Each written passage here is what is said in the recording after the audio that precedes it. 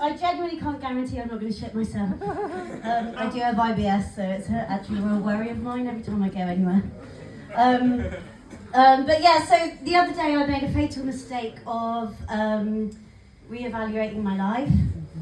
I'm thinking, you know, where I'm at now, because I am still doing my condiment shopping at Wetherspoons. And I didn't think I would still be doing that, you know. I realised that I've done probably about over 100 jobs. Yeah, I know. I know. I just can't stick with anything. I get a bit bored, you know. So it means that I know how to do a few things, but I'm just shit at them all. Like, you know. I actually worked as a labourer a few years ago, and I'd never done that before. So I was like, okay, yeah, learn new things here. I'd never used a drill. I was the only woman on site, so I felt a bit embarrassed about that. I didn't know what a choke was, like, you know, when you put the machines on. And I had absolutely no idea who Philip was and why it was just his screwdriver. But, hey. But, you know, it was a steep learning curve. I learned, right, that if you say the measurements to things, it makes you sound like you really know what you're talking about. So, for example, yeah, it's just over 2,000 millimetre depth, probably 2 or 3 20 kilogram bags of postcrete. I don't know, probably about 2 or 3 4x2s, 5 or 6 6x4s, 75 millimetre joist, and a 10 metre station. Did I sound convincing? Yeah.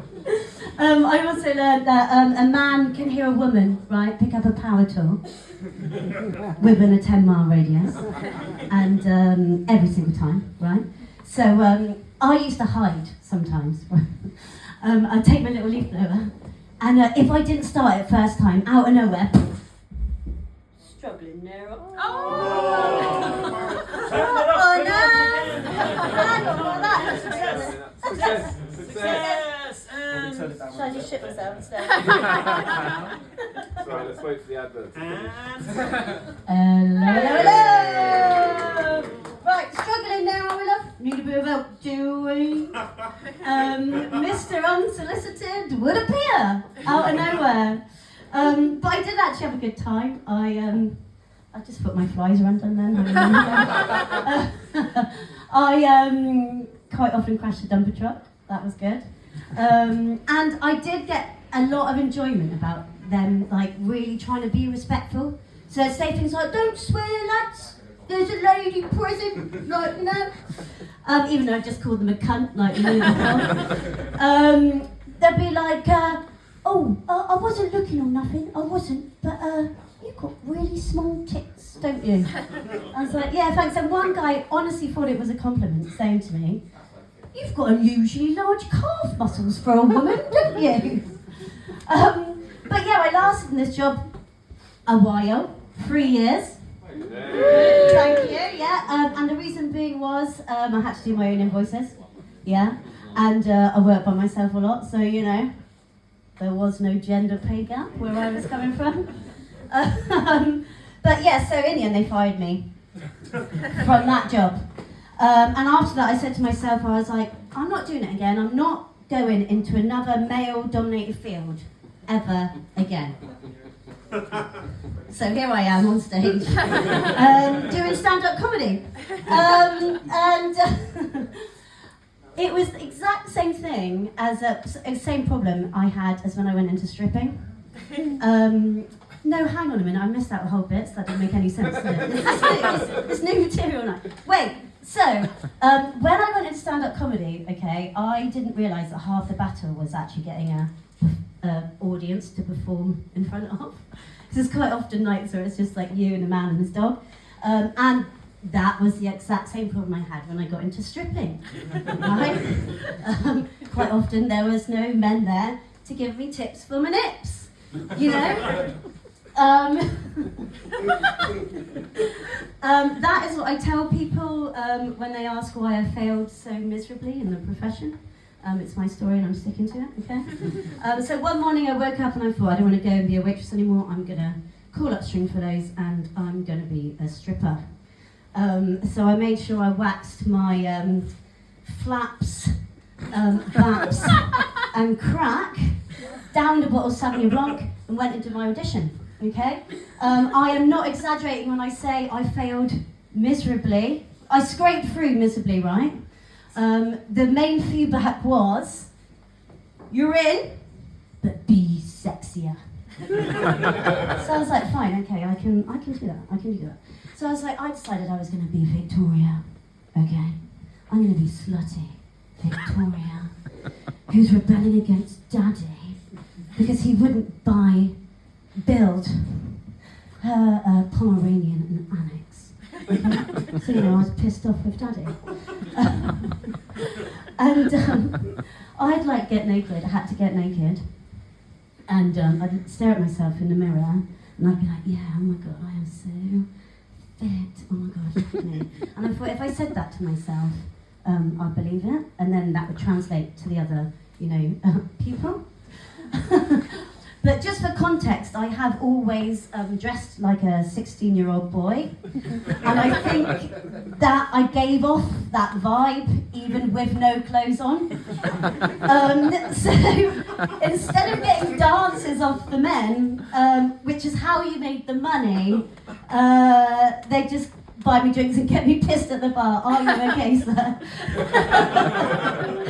They'd buy me drinks and get me pissed. I really did try and come onto Swan Blake. I was like, oh, I'm Victoria. He was like, no, you're not. I'm like, no, I'm not. I'm not. He's like, want a bottle of champagne? Yeah, fuck it. Okay, fine, whatever. So my whole 2 week stripping career, I made a total of minus £100. The house mum fee really did me over with that, I ended up running away mid-shift because I thought I'd probably better go see a doctor for my depression rather than take my clothes off. It was a warning sign. But what I would say now is I have a job that a lot of people say is the most important job in the world. Yeah, I paint pet portraits. At the same time being a mother. Yeah. I bring up a son and I'm very aware of the heavy responsibility that is in this day and age. And when you have a kid, they tell you your life changes, but they don't tell you how, right? So they didn't tell me that it would change your fantasies. So before children, I fantasized about being involved in a threesome with two hunky men, pouring champagne all over my body, snorting cocaine off my tits. Again. But now I've got a kid, I fantasize about being involved in a car crash. That ends me up in hospital for 3 weeks. Not severe enough to have lifelong complications, 3 meals a day delivered to you. Yeah. People asking how you are every day and really listening to the answer. Sounds great, doesn't it? My blood, sweat and tears being collected and monitored instead of being wasted on empty threats and just telling him to please get out of the freaking car. It's hard, but the main thing I wanted to do, the only thing I knew going into being a parent was I wanted to break the cycle. Okay, I didn't want to make my son. I don't want to. It's an ongoing process. I don't want to make my son as emotionally scarred as I am. So I went to go see a school play the other day. It was fucking shit. But I didn't tell him. My mum would tell me. I know. And he did stand out though, he stood out. He was in the chorus, they were all supposed to be in red jumpers, and he was the only one there in his PE kit. He's not autistic or anything, I just can't keep up with the emails. It's a lot. I've said to myself, I'm not going to shout as much because my mum did like shouting. She does still like shouting, I guess. I don't want to do that to him. Because when I was a kid, quite often I'd be in my room and my mum's Irish, right? Anyone got an Irish mother here? No? Okay, lucky you. I just hear this, Eloise. I'd be like, yeah. She'd be like, get down here. No! Shit. And she'd go, do you know that, right? Yeah? Eloise! Like, yeah. What on earth have you been doing? Eloise! If I catch you with a fag again, I'm cutting off your hand. She did love an irrational friend. Hang on 1 second. Let me just say this. Actually, my mum has seen me do this bit, okay, and she loved it because it was about her. And she went, oh, Eloise. She's like, you should tell them about when I used to say, if you don't stop crying, I'll give you something to cry for. And I was like, Mum, it's not actually fucking funny. It's traumatic, you know? Breaking the cycle. And I was doing well, genuinely, until this morning, when I wrote that set and I printed it out and I put it on the side.